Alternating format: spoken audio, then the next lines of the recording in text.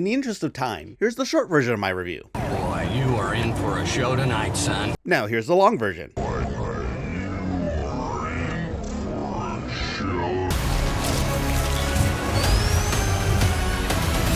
I guess I should start the review off by talking about my history of Sonic the Hedgehog.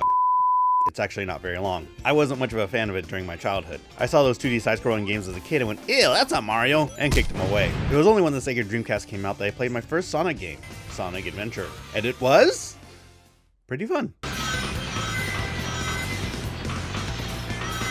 I don't remember beating it, but I had a fine time. Played it on PlayStation 3 years later through PSN, and yeah, it holds up fine. And then nothing happened for a while, until Sonic 2006. And it was stinky. Playable, but kind of stinky. And then the movie was announced. Holy Jesus. What is that? What the fuck is that? We all know the story by now. Old model bad, movie got delayed, new model good, and then the movie was released. I saw it opening weekend. And it was actually pretty good. Let's go! I mean, it was a fairly generic story, but with a level of charm that made it easy to like. I enjoyed the arc of Sonic obtaining a found family, and Jim Carrey's Robotnik was an absolute joy. It was good. Solid 8 out of 10. Would watch a sequel. And a sequel we got. Now, at this point, I was legitimately hyped. During that time, I started to dive into more Sonic lore. Played a couple games, bought a lot of games. Even that one. Hold on. So when I walked into the theater, I was chomping at the bit. I even forked some money over to see it in a Dolby theater with the best quality picture and sound. And I watched it. And it was amazing. Oh my God. I get it. I mean, it was everything I wanted from a Sonic sequel and more. More action, more humor, CGI was great, Jim Carrey was better than ever, that wedding subplot kind of stopped the movie dead, but everything else, I was bouncing off the walls like I was a child again. A child who, like Sonic now, but a child nonetheless. And then, the after credits scene. The after credits scene blew my mind. Shadow the Hedgehog. Whoa. By this time, I knew all about Shadow the Hedgehog, so when I saw him revealed, I went nuts. I did backflips in the theater, I screamed and shouted, even when the guards tased me, I was excited. I was ready for part 3. What was also cool was that we also got a Knuckles spinoff. I enjoyed it, and I will die on that hill.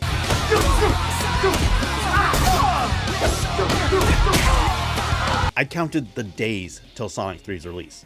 I followed the casting, talked to friends about possible new characters, freaked out over Keanu Reeves being the voice of Shadow. There was a chance that the third film was not only going to be the best of the trilogy, but that the Sonic the Hedgehog films will be the very rare trilogy of consistently good video game adaptations.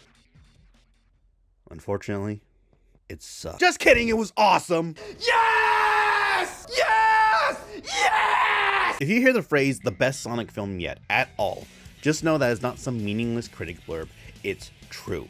Sonic the Hedgehog 3 is a nearly perfect film in every way. Like Sonic 2, everything that worked about its predecessor was refined and improved for this one. The character interactions, the quips, the action, my god, the action, the music, the heart, the emotion, oh my goodness. I never in my wildest dreams would ever find myself watching a Sonic movie and getting emotional, but all 3 films just had to have a moment that would hit you hard, and this one hits the hardest. I'm in a glass case of emotion! To give a brief summary of the movie, Sonic, Tails, and Knuckles are called into a crisis where they discover that Shadow the Hedgehog has escaped from his prison.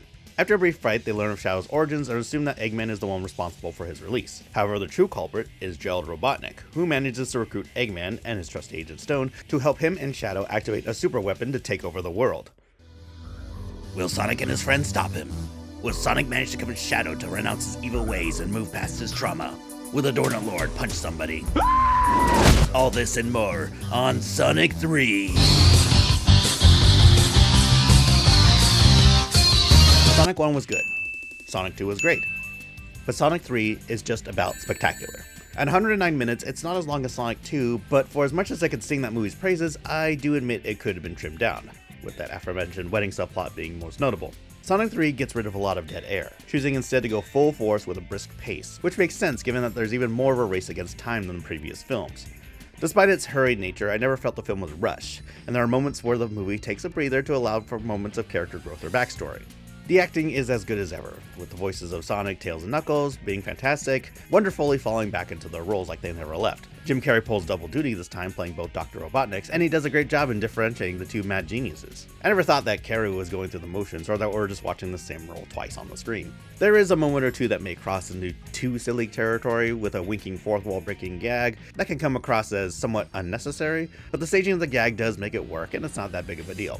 As with the two other films, there's another wild dance moment with Robotnik, this time with Gerald, that is one of the very few moments I felt wasn't wholly needed, despite it being in keeping with the running gag. While it's funny and energetic, it broke the momentum of the sequence that it was in, just a tad for me. The rest of the human cast is good. James Marsden and Tika Sumpter are as charming as ever, while newcomer to the series Kristen Ritter is probably the most superfluous of the new cast, providing only the mildest of roadblocks for the furry heroes. But I'm sure you're wondering about my thoughts on Shadow himself. Voiced by the legendary Keanu Reeves, Jack Traven, Neo, John Wick. All iconic roles. Will Shadow be added to the list?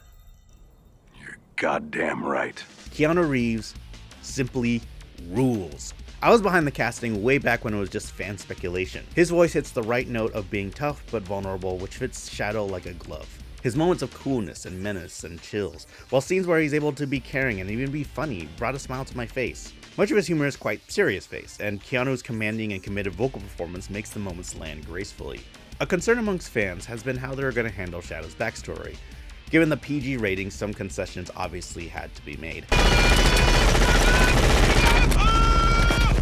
But I feel that the story was given justice. Some may see it as a bit brief, and if I were to extend a portion of the movie, it would be the past scenes of Shadow and Maria. But there's still great moments, and Keanu nails a classic one-word line here.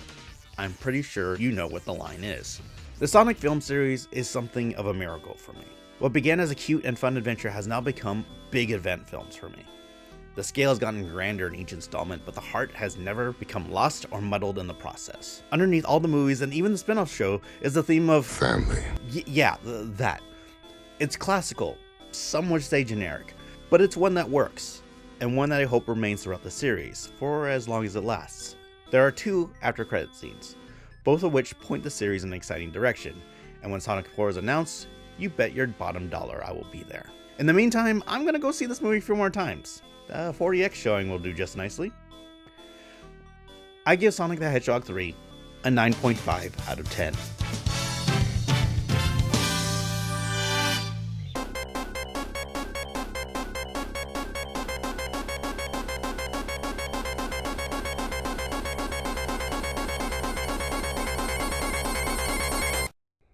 Yes, she's in the post-credit scene. Yes, she's cute as hell.